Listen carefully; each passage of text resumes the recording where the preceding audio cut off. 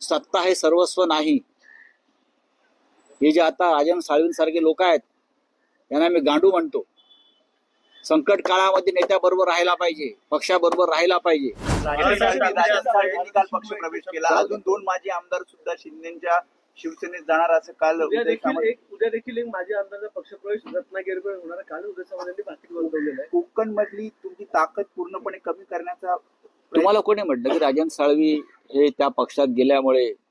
ठीक आहे, आम्हाला वाईट वाटलं की ते आमचे फार जुने सहकारी होते. त्यांना पक्षानं 3 वेळा आमदार केलं, त्यांना पक्षानं नगराध्यक्ष केलं, त्यांना पक्षात अनेक महत्वाची पदं मिळाली.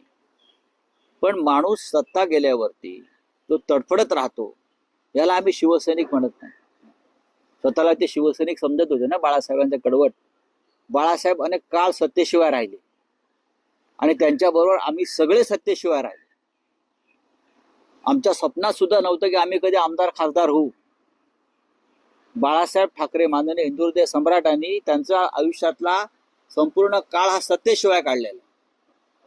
सत्ता आम्हाला फार उशिरा मिळाली आणि आम्ही सगळे सत्ता नसताना सुद्धा माननीय बाळासाहेब ठाकरेंबरोबर राहिलो, यापुढे राहू. सत्ता हे सर्वस्व नाही. हे जे आता राजन साळवींसारखे लोक आहेत यांना मी गांडू म्हणतो. संकट काळामध्ये नेत्याबरोबर राहायला पाहिजे, पक्षाबरोबर राहायला पाहिजे. तुमच्या पक्षातले मतभेद नंतर दूर करता येतील. तुम्ही काही कारणं देताय जाण्याची. तुम्हाला पक्षानं, तुम्ही राजन साळवी आज जे दिसताय राजन साळवी म्हणून तुमची किंमत आहे ती शिवसेना या 4 अक्षरामुळे. तुम्हाला शिवसेनेनं नगराध्यक्ष, जिल्हा प्रमुख 3 वेळा आमदार केलं नसतं तर कोण राजन साळवी किंवा कोण अमुक अमुक अमुक? आम्ही कोण? संजय राऊत कोण?